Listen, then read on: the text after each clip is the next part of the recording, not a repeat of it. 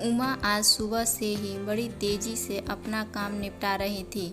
उसके पीछे की वजह भी काफ़ी खास थी। उसको पूरे 3 साल बाद अपने मायके जाने का मौका जो मिला था। काम करते वक्त वह काफ़ी रिलैक्स थी, क्योंकि सासू माँ ने उसे कहा था कि कुछ दिनों तक दीपा, जो कि उसकी ननद थी, नहीं आने वाली है। उसकी यह एक ननद 100 के बराबर थी। उमा शादी करके जब घर आई थी, तब दीपा को अपनी बहन की तरह प्यार करती थी, क्योंकि उसे खुद की कोई बहन नहीं थी। लेकिन कुछ ही हफ्तों में ही उसे ये पता चल गया था कि उसकी ननद किसी जेलर से कम नहीं है। हालांकि दीपा का ब्याह हो चुका था, लेकिन उसे अपने ससुराल वालों की किसी भी प्रकार की चिंता नहीं थी। उसे जब जी करता था वह अपने मायके चली आती थी और मायके वालों पर अपना हुक्म चलाती, खासकर अपनी भाभी पर। वही डिसाइड करती थी कि वहाँ पर क्या खाना पकेगा, कोई घूमने जाएगा कि नहीं, या जाएगा तो कहाँ जाएगा। दीपा ही थी जो हर बार उमा को किसी न किसी बहाने से अपने मायके जाने से रोक लेती थी। लेकिन आज का दिन कुछ अलग था, क्योंकि माँ ने के कहने पर दीपा के पति ने उसके मायके जाने का इंतजाम कर दिया था। ट्रेन की भी टिकट बुक हो चुकी थी। सारा काम खत्म करने के बाद उमा अपने पति के साथ अपना सामान लेकर घर के बाहर निकले ही थे कि सामने से दीपा आती हुई दिखाई दी।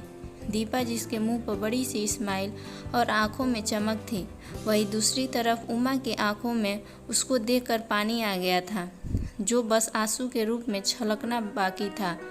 भैया भाभी के पास आकर दीपा ने कहा, क्यों भैया, कहाँ चले अपनी पत्नी के साथ सैर सपाटा करने के लिए?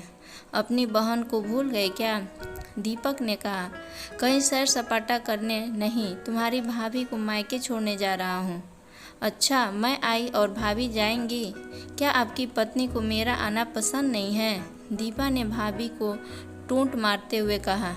मन में उदासी और आंखों में नमी लिए उमा पलटकर घर के अंदर जाने लगी, क्योंकि उसने मान लिया था कि इस बार भी दीपा की वजह से उसके मायके जाना कैंसिल हो जाएगा।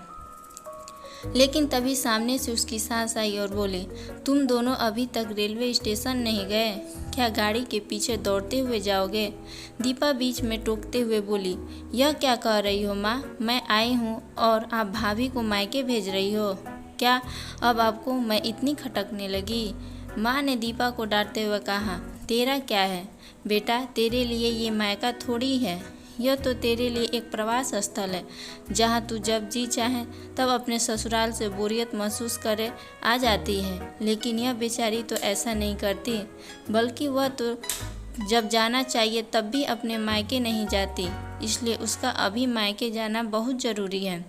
मैं तेरे या मेरे या किसी और की वजह से उसकी इस बार मायके जाना बिल्कुल रद्द नहीं होने दूंगी। पहले यह बात तू तो कुछ दिनों के लिए नहीं आने वाली थी, या फिर कैसे आ गई? मैंने तो ऐसे ही कह दिया था। मैं देखना चाहती थी कि मेरे न आने से भैया खुश होता है कि मुझे बुलाता है। दीपा ने कहा, हाँ हाँ, क्यों नहीं, कोई बुलाए या ना बुलाए, पर्यटन स्थल पर तो हर कोई जा सकता है। अब की बार मेरी बहू को उसके पर्यटन स्थल पर यानी उसके मायके जाने दो। बेचारी ने सिर्फ अपने भाई की शादी देखी है और अब तो उसके भाई का बच्चा भी हो गया। उसका मुंह तक नहीं देखा उसने, उसे भी अपने हिस्से का सुख भोगने दो। माँ ने दीपा को फटकारते हुए और उमा की साइड लेते हुए कहा। अपनी सास के मुंह से अपने लिए ऐसे शब्द सुनकर उमा की आंखें छलक गई। उसने अपनी सास को गले से लगा लिया। सास ने कहा, बहुत हो गया प्यार, जल्दी जाओ वरना ट्रेन छूट जाएगी। आपकी माँ का बदला हुआ रूप देखकर दीपा बहुत हैरान थी। उसे यकीन नहीं हो रहा था कि वही माँ है जो उसका हर कहना मानती थी और हमेशा उसका पक्ष लेती थी, चाहे बहू सही हो या गलत। वही माँ अपने मन में अपनी उस दोस्तों को धन्यवाद दे रही थी जो कुछ दिन पहले उसके घर आई थी और कुछ दिन रही थी। जाते जाते उसकी आंखें खोल गई थी। सहेली ने उन्हें बताया था कि वह अपनी बेटी का मुंह छोड़ दे, वरना अपनी बहू और बेटे के मन में अपनी इज्जत खो देगी। बिना सोचे समझे, बिना अच्छे बुरे का विचार किए हर फैसला सिर्फ अपनी बेटी के हिसाब से लेना सही नहीं है।